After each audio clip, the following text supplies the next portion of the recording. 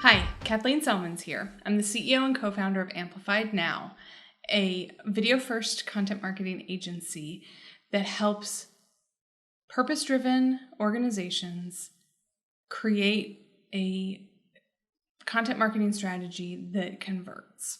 And in this video, I want to talk about how to create an email strategy that you can follow. You've built your list. You have a handful or a couple hundred people or a couple thousand people on your email list. And now you're staring at a blank screen and you don't know what to say. Does that sound familiar? The reason I'm bringing this up is because it comes up a lot with the people that I know and the business owners that work really hard to build their email list.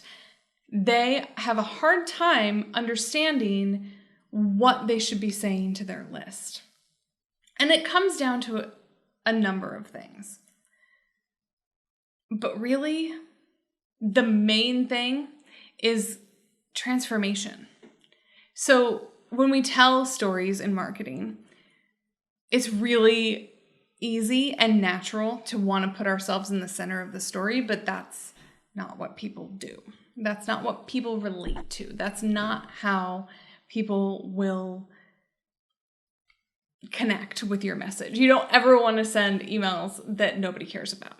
And so when you're telling stories, you can tell a story very, very well about a time where your client was the hero. And the transformation from before they worked with you to what it looks like now after they've worked with you is what you focus on. You don't focus on the transformation process itself, but that before and after is such a good story to tell repeatedly, over and over and over again. I also think that for some business owners that I know, they think about email as a completely different strategy, whereas I think of it as part of the content strategy at large. So if you are creating content, if you're writing blog posts, if you have a robust Instagram strategy, pull elements of that into an email. Don't think of it as a newsletter. You don't have to send a newsletter. You're not a news organization. You don't have to send it on Fridays and you don't have to send it on Wednesdays. You can send it kind of whenever you want, but you should be sending email at least once a week to your list. So if you get to a point where you think, okay, I'm going to send an email right now, and you go into your email client and that cursor just blinks at you, the next thing I want you to do is look at your blog. What did you most recently write about? You can actually copy and paste the blog post right into your email. You might want to do some cleaning up where you delete some of the pictures or leave them in. Who knows? Usually you want your emails to be a little bit shorter than your blog post itself, but you never want to leave out anything big. You don't ever want your email list to only exist to click through to your blog because you don't care about page views. You don't care about how many people are seeing your blog. You are there to express your authority to the people who have opted in. And to those of you who are saying that you don't want to bother people, remember that they opted in. This is not the 90s. You did not buy a group of email addresses that don't have anything to do with your offer. In fact, that's totally not what you did. You're not sending emails about drugs from Canada or Viagra or whatever ends up in people's spam filters.